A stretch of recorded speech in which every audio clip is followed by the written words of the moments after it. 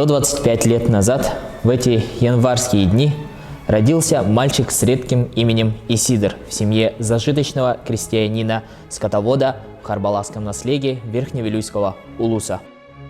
Старательный, любознательный, он после начальной школы в наследии и реального училища в Вилюйске продолжил учебу в Якутске, где заканчивал учительскую семинарию. Здесь Барахов знакомится с государственным деятелем Емельяном Ярославским, занимается в его революционном кружке. Так начинается его политическая жизнь. Его молодость пришлась на годы судьбоносных событий 20 века. Вся его короткая, но яркая жизнь была посвящена служению родной республики, отстаиванию интересов ее жителей. Борющийся за справедливость, за светлую жизнь своего народа, Исидор Никифорович, первый из якутов, становится руководителем Якутии. В Москве Барахов защитил кандидатскую диссертацию. После себя он оставил много интересных научных статей и исследований. Первым поднял вопросы разграничения полномочий между органами государственной власти и региона и страны.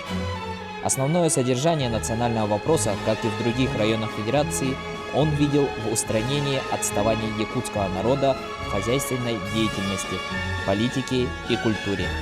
Вместе с другими известными людьми республики проводил кропотливую работу по отстаиванию границ вновь образованной Якутской АССР. Он стоял у истоков создания и развития золотодобывающей промышленности на Алдане. Неоднократно отмечал огромное значение освоения золотых месторождений для развития экономики и транспорта Якутии.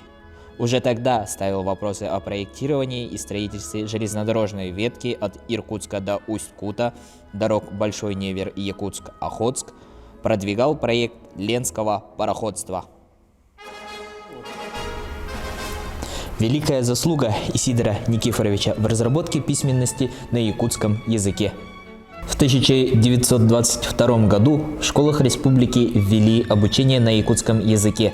В 1923 году в Петрограде при поддержке Исидора Барахова отлит якутский шрифт, напечатанный букварь Семена Андреевича Новгородова «Сурук-Бичик» и «Хрестоматия Агар-Кенига». Провел большую работу по организационно-хозяйственному укреплению колхозов в восточных районах страны. Участвовал в подготовке и утверждении примерного устава сельскохозяйственной артели в работе первого и второго съездов колхозников-ударников. В 1938 году Исидор Никифорович был необоснованно репрессирован и приговорен к высшей мере наказания по делу антисоветской националистической организации. Его честное имя оправдано. Реабилитирован в 1956 году в связи с отсутствием состава преступления.